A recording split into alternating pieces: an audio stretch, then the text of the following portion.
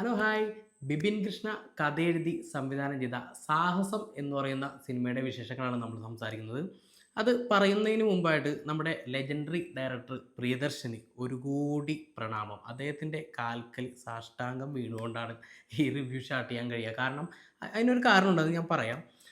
Kiran ദാസാണ് cinema edit ചെയ്തിരിക്കുന്നത്, camera ചെയ്തിരിക്കുന്നത് Albi Antony, music ചെയ്തിരിക്കുന്നത് ബിബിൻ അശോക്. ഒരു ലോഡ് താരങ്ങളോട് കൂടിയാണ് സിനിമ വന്നിട്ടുള്ളത്. അതിൽ കൂടുതൽ യുവാക്കളാണ്. റംസാൻ, അതുപോലെ തന്നെ ഗൗരി ജി കിഷൻ, ശബരീഷ് വർമ്മ, ജീവ, വർഷ രമേശ്, നമ്മുടെ വെറും വർഷ, പിന്നെ ഭഗത് മാനുവൽ, അങ്ങനെ ഒരു നീണ്ട നിര തന്നെയുണ്ട്. പിന്നെ സീനിയർ ആക്ടറായിട്ടുള്ള ബാബു ആൻ്റണി, അതുപോലെ തന്നെ ബൈജു സന്തോഷ്, നരേൻ.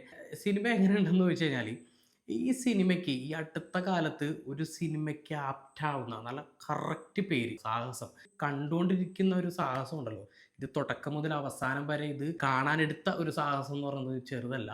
അമ്മാതിരി വെറുപ്പിക്കൽ പരിപാടിയാണ്. ഈ സിനിമ ഇങ്ങനെ ആകും എന്നറിഞ്ഞിട്ട് ഡയറക്ടർ കനിഞ്ഞ് ഇട്ട പേരാണ് സാഹസം എന്നാണ് എനിക്ക് തോന്നിയിട്ടുള്ളത്. പ്രിയദർശൻ ഒരു കാലഘട്ടത്തിൽ ചെയ്ത കുറേ സിനിമകളുണ്ടല്ലോ, വെട്ടം, കാക്കക്കുയിൽ, അങ്ങനെയുള്ള സിനിമകളുടെ ഒരു ഒരു ഒരു ഒരു പ്രൂഫായിട്ടാണ് എനിക്ക് സിനിമ തോന്നിയത്. നമ്മുടെ ഏറ്റവും അവസാനം നമ്മുടെ ജിത്തു ജോസഫ് ചെയ്ത നുണക്കുഴി, ആ നുണക്കുഴി ചെയ്തപ്പോഴും അതും ഇതുപോലെയുള്ള ഒരു പാറ്റേൺ പിടിച്ചിട്ടുള്ളൊരു സിനിമയാണ്. അപ്പോൾ നുണക്കുഴി ചെയ്തപ്പോഴും ഞാൻ പറഞ്ഞിരുന്ന ഒരു കാര്യം എന്ന് പറഞ്ഞാൽ, പ്രിയദർശൻ അദ്ദേഹമൊക്കെ ലെജൻഡറി ഡയറക്ടറായിട്ട് ഇങ്ങനെ നിൽക്കുന്നത് എന്താണെന്ന് വെച്ചാൽ, ഇതുപോലെയുള്ള സിനിമകൾ കാണുമ്പോഴാണ് നമുക്ക് മനസ്സിലാകുന്നത്. സാധാരണ നമുക്ക് പ്രിയദർശൻ്റെ എന്താ പറയുക, ഒരു ചീത്തപ്പേര് എന്ന് പറയുന്നത് കോപ്പി അടിച്ച് സിനിമകൾ ചെയ്യുന്നു എന്നുള്ളൊരു ചീത്തപ്പേര് അദ്ദേഹത്തിനുണ്ട്. പക്ഷേ എത്ര കോപ്പി അടിച്ചാലും അദ്ദേഹത്തിൻ്റെ ഒരു സിഗ്നേച്ചർ അദ്ദേഹത്തിൻ്റെ സിനിമകളിൽ കാണാൻ കഴിയും. അത് നമുക്ക് ഭയങ്കര ബിലീവബിൾ ആയിട്ടാണ് അദ്ദേഹം ഓരോ സീനിനെയും എടുത്തു വെക്കാറുള്ളത്. പക്ഷേ ഈ കാലഘട്ടത്തിൽ അതേ കോപ്പി പേസ്റ്റ് വരുന്ന സിനിമകൾ, ഇത് ശരിക്കും തനി കോപ്പി പേസ്റ്റ് ആണ്. പിന്നെ ഈ പുതിയ കാലഘട്ടത്തിലെ പുതിയ തലമുറയുടെ കുറേ ഡയലോഗുകൾ, പുതിയ ന്യൂജൻ വാക്കുകൾ, ഇപ്പം ഏത് മൂഡ് എന്നൊക്കെ പറഞ്ഞുള്ള പാട്ട് തന്നെ ഒരു പുതിയ പരിപാടിയാണല്ലോ. അപ്പോൾ അതുപോലെയുള്ള കുറേ വാക്കുകളും പിന്നെ ഡബിൾ മീനിങ് ആയിട്ടുള്ള കുറച്ച് കോമഡികളും കൂടി കൊണ്ടുവന്നു എന്നതൊഴിച്ച് കഴിഞ്ഞാൽ അതേ പരിപാടി തന്നെയാണ്. പക്ഷേ ഇവിടേക്ക് വരുമ്പോൾ ഭയങ്കര നമ്മളെ അലോസരപ്പെടുത്തുന്ന, നമ്മളെ വല്ലാതെ വെറുപ്പിക്കുന്ന പരിപാടിയായിട്ടാണ് പ്രിയദർശൻ്റെ കോപ്പി പേസ്റ്റ് സിനിമകൾ വരുന്നത്.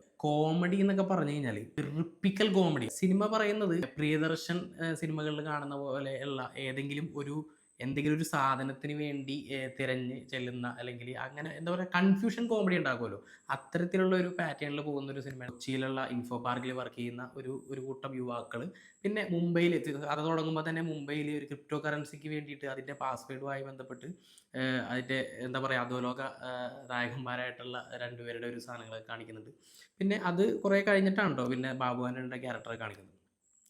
അവർ വരുന്നു. അപ്പോൾ ഇവരെല്ലാവരും കൂടി ഒരു കുടക്കീഴിൽ വരുമ്പോൾ അവിടെ ഉണ്ടാകുന്ന കുറേ കൺഫ്യൂഷൻസ് ആയിട്ടുള്ള കുറേ കോമഡികളൊക്കെ വെച്ചുകൊണ്ടുള്ള പരിപാടിയാണ്. അതിൽ ഏറ്റവും അധികം വെറുപ്പിച്ചിരിക്കുന്നത് നരേനാണ്. നരേൻ ഒരു മിസ്കാസ്റ്റ് ആയിട്ടാണ് എനിക്ക് തോന്നുന്നത്. നരേൻ മോശമാക്കിയത് കൊണ്ടാണോ, ബോറാക്കിയത് കൊണ്ടാണോ, അല്ലെങ്കിൽ അത് ക്യാരക്ടർ അത്രയും വെറുപ്പിക്കൽ ക്യാരക്ടർ ആയതുകൊണ്ടാണോ എന്ന് എനിക്കറിയില്ല. ഒരു ഫോഴ്സിൽ വർക്ക് ചെയ്യുന്ന ഒരു പോലീസ് ഉദ്യോഗസ്ഥനാണ്. അതുപോലെ തന്നെ അതോടൊപ്പം തന്നെ അദ്ദേഹം ഒരു ഭാര്യയെ സംശയിക്കുന്ന ഒരു അറുബോറൻ ഭർത്താവായിട്ടുള്ള ക്യാരക്ടറും കൂടിയാണ്. അപ്പോൾ ഇത് രണ്ടും കൂടി വരുമ്പോൾ ഇദ്ദേഹത്തിൻ്റെ ക്യാരക്ടർ നമുക്കൊന്ന് ബാലൻസ് ചെയ്യാൻ പറ്റുന്നില്ല. ഭയങ്കര ബോറ് പരിപാടിയായിരുന്നു. പിന്നെ സജിൻ ചെറുകയിൽ, ഗിരീശ്വരിയുടെ സിനിമകളിലൊക്കെ സ്ഥിരം കാണുന്ന ഒരു മുഖമാണ് സജിൻ ചെറുകയിൽ. അദ്ദേഹം ഈ സിനിമയിൽ ഭയങ്കരമായിട്ട് വെറുപ്പിച്ചിട്ടുണ്ട്. പിന്നെ ഈ സിനിമയിൽ എന്തെങ്കിലും തരത്തിലൊരു പോസിറ്റീവായിട്ട് എനിക്ക് തോന്നിയിട്ടുള്ളത് ബാബു ആൻ്റണീനെ കൊണ്ട് റൊമാൻറ്റിക് പരിപാടിയൊക്കെ ചെയ്യിപ്പിച്ചിട്ടുണ്ട് കേട്ടോ. അതിനകത്ത് ഒരു സീൻ, ഒരു കോഫി ഷോപ്പിലൊരു സീൻ, നമ്മുടെ പട്ടാളം സിനിമയിലെ മമ്മൂട്ടിയുടെ നായികയായിട്ട് വരുന്ന ആ നടിയുടെ പേര് മറന്നുപോയി പുള്ളിക്കാരത്തിലെ, അവരുടെ ഒരു കോഫി ഷോപ്പിലെ ഒരു റൊമാൻറ്റിക് സീൻ മാത്രം എനിക്ക് ഒന്ന് രസമായിട്ട് തോന്നി. അവിടെ കുറച്ചൊരു ഒരു പ്യുവർ റൊമാൻറ്റിക് പരിപാടികളൊക്കെ ഉണ്ടായിരുന്നു.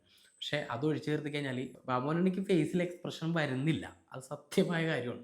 ഒന്നും വർക്കായിട്ടില്ല ആ ഒരു പരിപാടി ഒഴിച്ച്. പക്ഷേ ബാബുവിൻ്റെ ആക്ഷൻ അടിപൊളിയായിട്ട് ചെയ്തിരുന്നു. പക്ഷേ ബാബുവിൻ്റെ എനിക്ക് കുറച്ചും കൂടി ആക്ഷൻ പരിപാടി കുറച്ചും കൂടി അഴിച്ചു വിട്ടിരുന്നെങ്കിൽ കുറച്ചും കൂടി അടിപൊളിയാകുമായിരുന്നു. പിന്നെ ഏറ്റവും വെറുപ്പിക്കലായിട്ട് എനിക്ക് തോന്നിയത് വലിച്ചു നീട്ടാണ്. 2 മണിക്കൂർ 26 മിനിറ്റ് ഉണ്ട് സിനിമ. ഏകദേശം 2.5 മണിക്കൂർ. ശരിക്കും ഒരു അരമണിക്കൂർ സിമ്പിളായിട്ട് കട്ട് ചെയ്ത് കളയായിരുന്നു. അങ്ങനെയാണെന്നുണ്ടെങ്കിൽ 2 മണിക്കൂറിൽ ഈ പടം ഒതുക്കിയിരുന്നെങ്കിൽ പിന്നെയും കുഴപ്പമില്ലായിരുന്നു. ക്ലൈമാക്സ് ഒക്കെ എത്തിയപ്പോൾ ഇങ്ങനെ വലിയാണ്.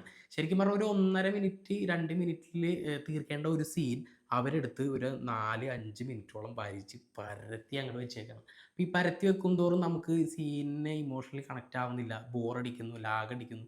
അങ്ങനെ ശരിക്കും പറഞ്ഞാൽ ആ പാട്ടുണ്ടാക്കിയ ഒരു ഓളം ഒന്നും സിനിമയിലില്ല.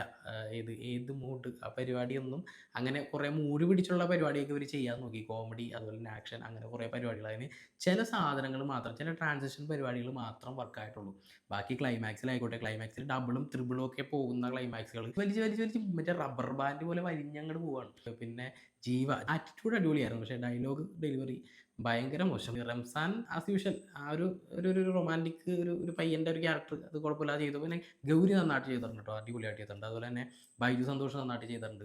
അജു വർഗീസ് ഒരു ചെറിയൊരു പാട്ടിൽ പാട്ടിൻ്റെ കാര്യം പറഞ്ഞപ്പോൾ ഇവിടെ മുത്തും തേടി പൂരെ പോകും എന്നും ചന്ദ്രിക ആ ഒരു പാട്ടുണ്ടല്ലോ, പഴയ പാട്ട്, അത് ഗംഭീരമായിട്ട് പ്ലേസ് ചെയ്തിട്ടുണ്ട്. അത് പറയാതിരിക്കാൻ കഴിയില്ല. അതിന് അവിടെ ഇവിടെയൊക്കെ ആയിട്ട് എന്തൊക്കെയോ ഉണ്ട് എന്ന് തോന്നിക്കുകയും എന്നാൽ ടോട്ടലി എടുത്ത് നോക്കിക്കഴിഞ്ഞാൽ ഒരു അറുബോറൻ പരിപാടിയായിട്ട് തോന്നുകയും ചെയ്യുന്ന ഒരു സിനിമയായിട്ടാണ് എനിക്ക് പേഴ്സണലി സാഹസം തോന്നിയിട്ടുള്ളത്.